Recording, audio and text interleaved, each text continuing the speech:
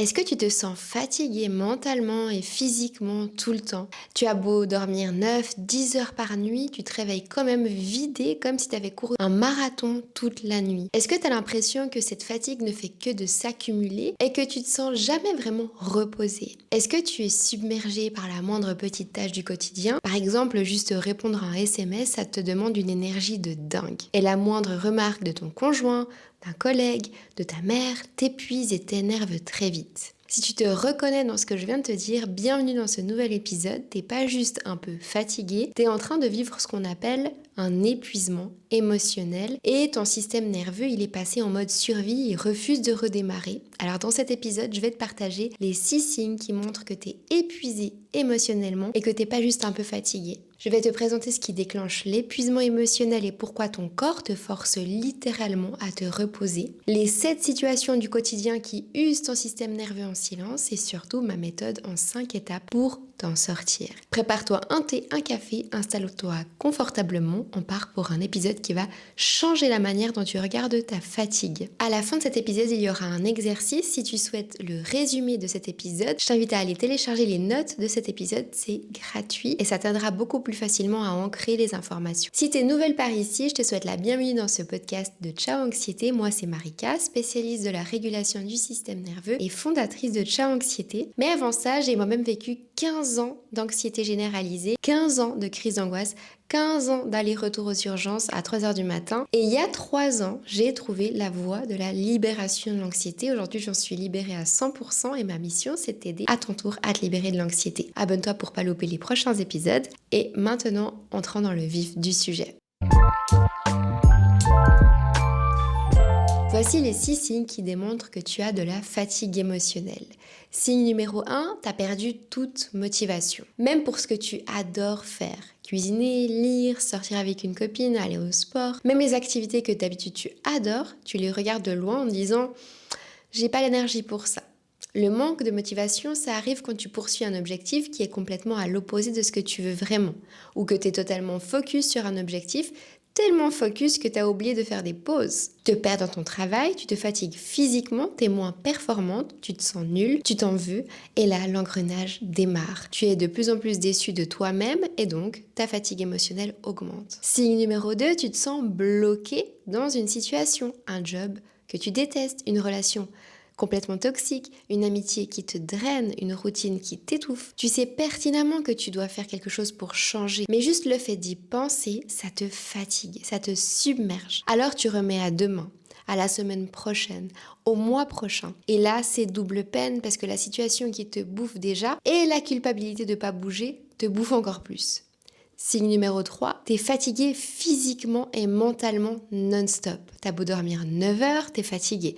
Tu prends une semaine off, t'es fatigué. Tu bois 3 cafés dans la matinée, t'es fatigué. C'est le signe le plus évident et c'est le signe le plus important parce qu'il te révèle quelque chose de crucial sur ton système nerveux. Un truc qu'on va disséquer ensemble d'ailleurs juste après les 6 signes parce que c'est la clé pour tout comprendre. L'épuisement émotionnel, ça ne se répare pas avec du sommeil, ça se répare en réparant le système nerveux lui-même. Et tant que t'as pas identifié plus traiter la cause, tu peux dormir 12 heures par nuit, tu te réveilleras toujours KO. Signe numéro 4, tu te sens surchargé de responsabilités qui sont trop lourdes à porter pour toi. Objectivement, tes responsabilités, elles sont pas si lourdes que ça. Mais ton épuisement émotionnel te rend intolérante à toute cette charge supplémentaire. La moindre tâche qu'on ajoute à ta liste, c'est comme si on te collait un sac de 20 kilos de plus sur le dos, alors que tu t'en portes déjà 40. Signe numéro 5, tu surréagis à tout. Cette sensation d'être submergé en permanence, ça te rend hyper irritable, désagréable, parfois carrément méchante avec ton entourage. Tu perds le contrôle sur tes émotions, ça peut même partir en gros conflits familiaux. Signe numéro 6, ta mémoire est ton carton et t'arrives plus à te concentrer sur rien. Tu lis 3 fois la même phrase et tu comprends rien, tu poses tes clés et 2 minutes après tu sais plus où tu les as posées, tu commences une conversation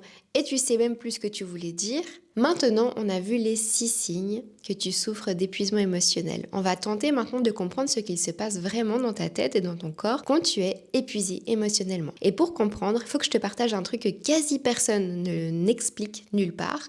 Tout part de ton système nerveux. Le système nerveux, c'est quoi? C'est le grand chef d'orchestre de ton corps. C'est lui qui reçoit toutes les infos de ton environnement via tes 5 sens et le 6e sens qu'on appelle l'interoception qui capte ce qui se passe à l'intérieur de toi-même. Et ce système nerveux va décider comment ton corps réagit. Battement du cœur, digestion, respiration, tension musculaire, énergie, émotion, sommeil. Tout passe par ton système nerveux. C'est aussi lui qui décide si tu te sens en sécurité ou si tu te sens en danger ou complètement fatigué ou hyper en forme. Et ton système nerveux, il a 3 grands états. État numéro 1, la régulation, la sécurité. T'as pas forcément besoin d'avoir une vie parfaite, mais ton système nerveux, quand tu es régulé, quand tu es dans l'état numéro 1 de sécurité, ton système nerveux te permet de prendre les situations de manière sereine et calme. Tu ne surréagis pas et tu as l'énergie d'affronter les difficultés. C'est le mode humain, régulé, le mode par défaut et dans lequel on devrait tous être. L'état numéro 2, c'est la mobilisation. Ici, ton corps, il est en mode fuir ou se battre. En gros, si une situation que ton cerveau définit comme dangereuse arrive, ton corps va se préparer à combattre ou à fuir ce danger. Combattre, par exemple, dans la vie moderne, ce serait par exemple affronter ton mari parce qu'il n'a pas sorti le lave-vaisselle et créer une monstre engueulade et remettre toute votre relation en question à cause de ça. La fuite, c'est par exemple, tu es au restaurant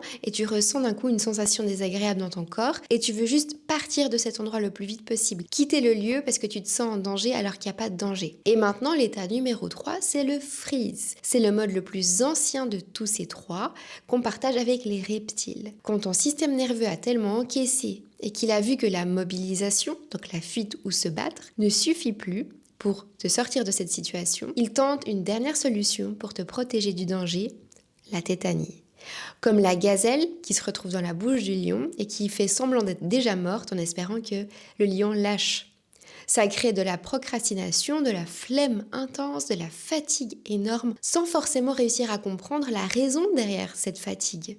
Bon, maintenant que tu as ces 3 modes en tête, voilà le processus complet de l'épuisement émotionnel en 5 étapes. Et suis-moi bien dans toutes ces étapes-là parce que tu vas comprendre tellement de choses sur ce qui t'arrive aujourd'hui. Étape numéro 1, tu vis une situation qui n'est pas alignée à tes besoins, tes valeurs, ton pourquoi. Un boss qui est chiant, un conjoint qui est absent, une amitié qui te vide, un job que tu détestes et qui te bouffe, une routine qui t'étouffe, une famille toxique. Bref, un truc qui fait que tu te sens mal en profondeur à l'intérieur de toi. Étape numéro 2, cette situation crée une émotion négative, non résolue.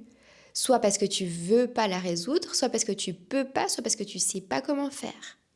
Bref, tu ressens de la colère, de la tristesse, de la peur, de la frustration, du dégoût, de la honte, du découragement. Une émotion difficile qui monte en toi. Mais tu la reconnais pas, tu ne l'exprimes pas, tu ne la traites pas, peut-être parce que tu culpabilises de la ressentir, peut-être parce que t'as pas les mots, peut-être parce que t'as pas le temps, peut-être parce que t'as personne à qui en parler. Et bref, elle reste bloquée, coincée et elle est non digérée dans ton corps. Étape numéro 3, ton système nerveux bascule en mobilisation. L'état numéro 2 qu'on a vu avant, c'est donc fight or flight, donc se battre ou fuir le danger. Cette émotion non traitée, elle envoie un signal de danger à ton système nerveux sans que tu t'en rendes compte. Ton système nerveux va passer en mode alerte. Ton cortisol monte, ton cœur s'accélère, tu deviens hyper vigilante, ton sommeil se dégrade, tu deviens anxieuse, irritable, sur les nerfs. C'est le mode fight-flight, comme je t'ai dit avant, se battre ou fuir. À court terme, c'est utile, ça t'aide à réagir vite s'il y a un vrai danger autour de toi. Mais à moyen terme, c'est épuisant pour ton corps et pour ta tête. Parce que biologiquement, ce mode, il est censé durer plutôt des minutes, pas des semaines, pas des mois, pas des années. Et l'étape 4, le stress devient chronique, parce qu'il dure longtemps, parce que la situation, elle ne change pas. Tu retournes au boulot chaque matin alors que tu le détestes, ce job. Tu retournes dormir à côté de ton conjoint alors qu'il est absent tout le temps et que tu partages rien avec. Tu continues à avoir cette copine qui te draine alors qu'en vrai, elle est pas bonne, elle est nocive pour toi, cette fille. Ta mère continue à t'appeler pour se plaindre alors que toi, t'es au bout du rouleau. Alors ton système nerveux reste bloqué en mobilisation. Des semaines, des mois, des années. Ton corps est en état d'alerte permanente. C'est ce qu'on appelle le stress chronique. C'est là que tu commences à te sentir irritable, que tu as de la peine à dormir, que tu as mal au ventre, que tu as mal au dos, que tu as la tête lourde, que tu surréagis à tout, que tu ne supportes plus grand-chose. Ton système nerveux te crie de t'arrêter, de stopper. Il te dit qu'il y a un danger autour de toi, mais toi tu l'écoutes pas, tu prends un café de plus, tu serres les dents, tu continues. Et donc ce qui te mène à l'étape 5, ton système nerveux craque totalement et bascule dans l'état 3, l'état de freeze. Il a essayé de te protéger en mobilisation, mais ça n'a rien changé à la situation. Alors il fait ce que la gazelle fait quand c'est la dernière solution possible, elle joue à la morte. Donc ton système nerveux t'éteint, c'est un mécanisme de survie ultime gravé en toi depuis des millions d'années d'évolution. Il coupe tout ce qui n'est pas vital, la motivation, l'énergie, les émotions, la mémoire, la concentration, la créativité, l'envie de bouger, de faire des projets, parfois même ça te coupe la faim. Et voilà ce que c'est l'épuisement émotionnel, ton système nerveux qui est passé en freeze parce qu'il a tellement encaissé qu'il n'a plus le choix. C'est pas de la paresse, c'est pas un manque de discipline, c'est pas ton caractère. C'est pas dans ta tête, c'est un mécanisme biologique très sophistiqué qui te protège d'un stress devenu ingérable.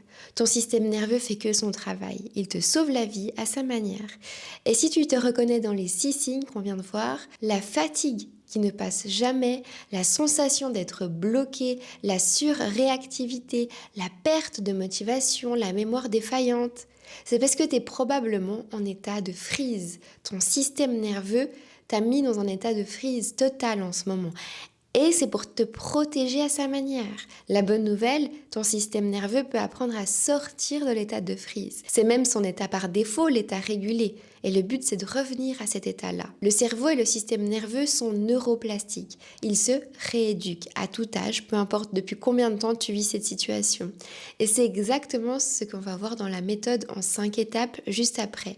Mais avant que je te présente cette méthode en 5 étapes, je vais quand même te partager les 7 situations qui déclenchent le plus souvent les épuisements émotionnels. Ces 7 situations quotidiennes sont dans 90% les vrais déclencheurs de l'épuisement émotionnel. Situation numéro 1, un environnement très exigeant.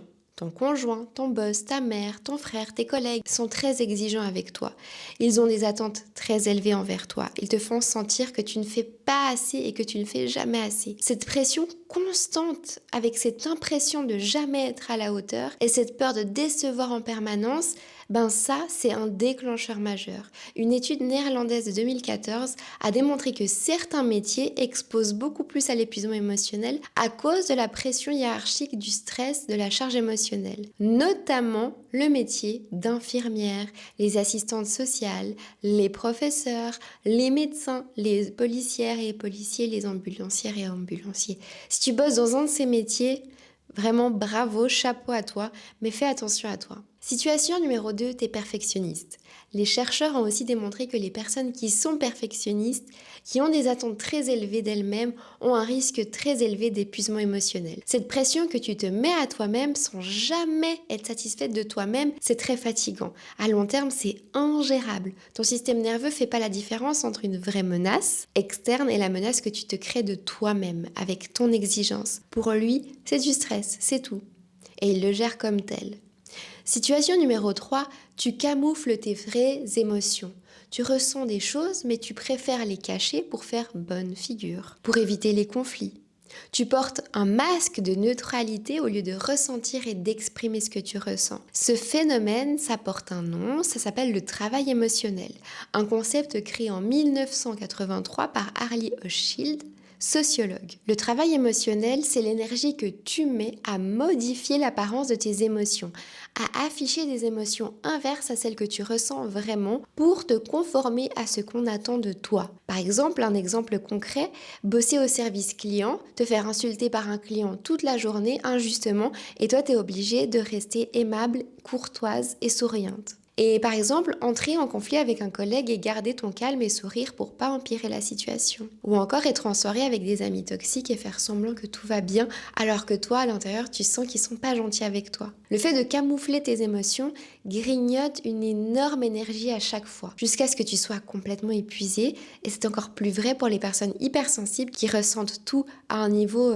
fois 1 million. Situation numéro 4, tu travailles pendant des longues heures, que ce soit au bureau, en télétravail, dans les tâches du foyer, sur tes projets personnels, qui te tiennent à cœur, ou que tu étudies.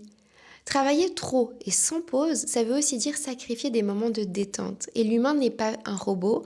On ne peut pas humainement travailler non-stop sans prendre du temps pour soi, sans se détendre, sans penser à autre chose que cette tâche-là qui te tourne dans la tête H24. Faut trouver une balance entre travailler et la vraie vie. Faire des pauses régulièrement, ne rien faire de productif pendant ces pauses-là, évidemment. Et petit conseil qui a changé ma vie, la méthode Pomodoro. 50 minutes de travail, 10 minutes de pause. Je te conseille vraiment de tester, tu verras, c'est vraiment top. Ton système nerveux te dira merci. Situation numéro 5, le stress financier. Les soucis d'argent, les soucis de revenus, c'est très souvent une cause majeure d'épuisement émotionnel. Les difficultés à payer tes factures, à te nourrir, à te loger, à te chauffer, à te déplacer. Tout ce que je viens de te citer, ce sont des besoins vitaux. La peur de ne pas pouvoir combler ces besoins vitaux, c'est un facteur massif de fatigue émotionnelle. Ton système nerveux, il est constamment en alerte parce qu'il perçoit une menace réelle sur sa survie. Et en plus, les soucis financiers te poussent à travailler plus, à faire plus d'heures sup pour arrondir tes fins de mois, donc à te fatiguer encore plus. Bref, cercle vicieux. Situation numéro 6, la solitude. Tu peux entretenir plein de relations dans ton quotidien et te sentir seul. Quand t'as pas vraiment de relations proches, quand tu partages rien de vrai avec les gens que tu aimes, quand il y a personne avec qui tu peux être 100% toi-même, personne à qui tu peux vraiment te confier sans filtre, et ben là, tu risques de souffrir d'épuisement émotionnel. Parce que le fait de parler, de te confier, de mettre des mots sur ce que tu ressens, c'est un excellent moyen de te libérer une charge émotionnelle. Et si tu n'as personne autour de toi pour le faire, la charge s'accumule, et elle s'accumule, et elle s'accumule. Une étude canadienne très sérieuse a d'ailleurs montré que l'isolement social et la solitude peuvent augmenter les risques de maladies cardiovasculaires, d'AVC, de décès précoces. Une autre étude a même révélé que le fait d'être isolé socialement était associé à une augmentation de 60 à 70% du risque de décès sur une période de 7 ans. Autrement dit, la solitude, c'est pas juste dans la tête, c'est réel. Ça peut littéralement être très néfaste pour toi. Et pour terminer, la situation numéro 7, ta vie n'est pas alignée à tes valeurs profondes. On a tous des valeurs profondes qui nous animent. Ça peut être la liberté, le partage, l'amour, l'empathie, l'honnêteté, la bienveillance, la créativité, l'écoute, l'acceptation. Si la vie que tu mènes, le job que tu as, la relation dans laquelle tu vis, l'endroit où tu vis, la relation dans laquelle tu es, n'est pas aligné à tes valeurs, alors tu nages à contre-courant, en permanence. Ça te fait ressentir de la frustration, de la colère, du dégoût, tous les jours, sans que tu comprennes toujours pourquoi. Parce que tu t'es habitué à cette situation. Et au fur et à mesure, ça finit par créer un énorme épuisement émotionnel. Alors pose-toi honnêtement cette question. Est-ce que ton job te plaît vraiment? Est-ce que tes amis sont vraiment des amis bienveillants? Est-ce que ta famille n'est pas toxique? Est-ce que ta relation amoureuse est épanouissante? Est-ce que tous les aspects de ta vie sont en harmonie avec qui tu es? Prends le temps de réfléchir à ça, à répondre à ces questions. Tu pourras y répondre dans les notes de l'épisode que tu pourras télécharger gratuitement dans la description de l'épisode. Mais j'avoue, c'est pas des questions faciles, mais c'est là que tout commence. Quand on souffre d'épuisement émotionnel, on est tellement fatigué qu'on sait plus quoi faire pour s'en sortir. On est dans un brouillard mental infernal. On peut plus réfléchir. Alors pas de panique, je vais t'aider à te sortir de ce brouillard. Voici ma méthode en 5 étapes pour sortir de l'épuisement émotionnel. Étape numéro 1, identifie ce qui cause ton épuisement. Reprends la liste des 7 situations qu'on vient de voir et coche celles qui te correspondent. Est-ce que tu es perfectionniste? Est-ce que tu vis dans un environnement trop exigeant? Est-ce que tu te sens seul? Est-ce que tu as des gros soucis d'argent? Est-ce que tu camoufles tes émotions au travail? Sois honnête avec toi-même. C'est la partie la plus difficile, mais c'est la porte d'entrée. Sans identification, pas de sortie. Étape numéro 2, nomme l'émotion que ça te fait ressentir.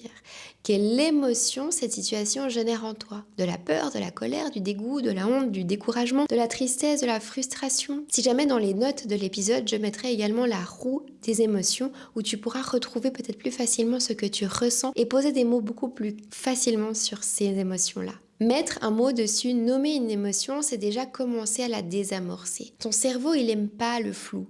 Quand tu nommes ce que tu ressens, ton cortex préfrontal se remet en marche et ton système nerveux peut commencer à se réguler seulement à ce moment-là. C'est de la neuroscience et ça fonctionne vraiment. Étape numéro 3, reviens à tes valeurs et ton pourquoi. Ce que tu vis, est-ce que c'est aligné à tes valeurs, à ton pourquoi, à ce qui te fait vibrer, ce pourquoi tu as envie de te lever chaque matin? Si c'est pas le cas, il va falloir mettre en place des actions pour réaligner ta vie, petit à petit, pas tout d'un coup, sinon tu vas encore plus te fatiguer. Ça peut être reprendre des études, changer de job, quitter cette relation, dire non plus souvent, mettre des limites à ta mère qui t'appelle tout le temps, arrêter de te forcer à voir cette copine qui te vide complètement à chaque fois. Chaque petit pas dans la direction de tes valeurs, c'est un peu moins de charge mentale sur ton système nerveux.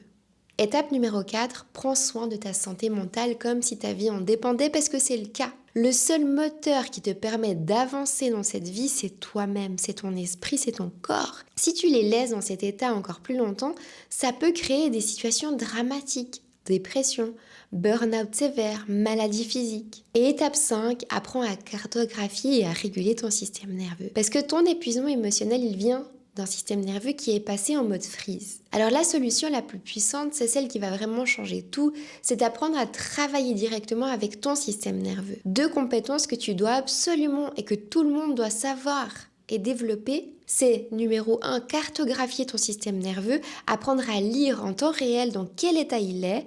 Est-ce qu'il est en sécurité? Est-ce qu'il est en mobilisation? Est-ce qu'il est en état de freeze? Rien que de nommer ça, ça active ton cortex préfrontal et ça calme ton cerveau émotionnel. C'est prouvé scientifiquement. Et la deuxième compétence, c'est d'apprendre à réguler ton système nerveux. Apprendre à faire redescendre la charge, à revenir dans la fenêtre de sécurité. La respiration, le soupir physiologique, la cohérence cardiaque, les mouvements doux, la stimulation vagale, le humming, le chant, l'exposition au froid, des routines par état. Si tu apprends à cartographier plus réguler ton système nerveux au quotidien, tu peux littéralement reprogrammer ton système nerveux, sortir de l'état de freeze, retrouver ton énergie, sortir de l'anxiété. C'est la compétence qui change tout et qui a tout changé pour moi. C'est exactement ce qu'on travaille ensemble dans la lettre anti-anxiété et dans un très gros projet que je te prépare pour la rentrée. Voilà, on a fait le tour de l'épuisement émotionnel, les 6 signes, les 7 déclencheurs et ma méthode en 5 étapes pour te sortir de la fatigue émotionnelle. Mais j'ai un petit bonus pour toi qui est gratuit. Écouter un podcast, c'est génial, c'est cool, mais souvent on écoute en faisant plein d'autres choses en même temps, la vaisselle, les transports, en cuisinant, en marchant. Et à la fin de l'épisode, on retient seulement 20% du contenu. C'est pour ça que j'ai préparé les notes complètes de l'épisode, plus les exercices à réaliser dans un document gratuit à télécharger. Tu retrouveras absolument tout dans ce document, le récap, les 6 signes, les 7 déclencheurs, la méthode en 5 étapes et surtout l'exercice pour pouvoir toi aussi passer à l'action et sortir de la fatigue émotionnelle. Le lien se trouve dans la description, fonce se télécharger parce que c'est 100% gratuit et j'ai donné énormément de ma personne pour que ce soit sympa, agréable à faire, agréable à réaliser, agréable à lire. Et encore un petit truc à dire avant que l'épisode se termine, je prépare un gros projet pour la rentrée, un truc que je mijote depuis des mois, un truc qui va littéralement changer la vie de plein de femmes anxieuses et épuisées émotionnellement. Je peux pas t'en dire encore plus, je sais, c'est frustrant, moi aussi ça me frustre, mais les toutes premières personnes à qui je vais dévoiler ça, ce gros projet, ce sont les abonnés de ma lettre anti-anxiété, ma newsletter hebdomadaire gratuite où je partage mes meilleurs conseils, mes coulisses, mes réflexions et en avant-première, le projet qui arrive bientôt. Donc ce sera première arrivée, première servie, le lien est dans la description. Oublie pas de noter le podcast 5 étoiles, ça m'aide tellement, t'as pas idée à quel point ça m'aide à faire connaître le podcast et ça me motive aussi à continuer. Abonne-toi pour rien louper des prochains épisodes et n'oublie pas, on peut pas toujours contrôler la vague, mais on peut apprendre à surfer dessus. Allez, je t'envoie plein de belles ondes positives, à la semaine prochaine, ciao!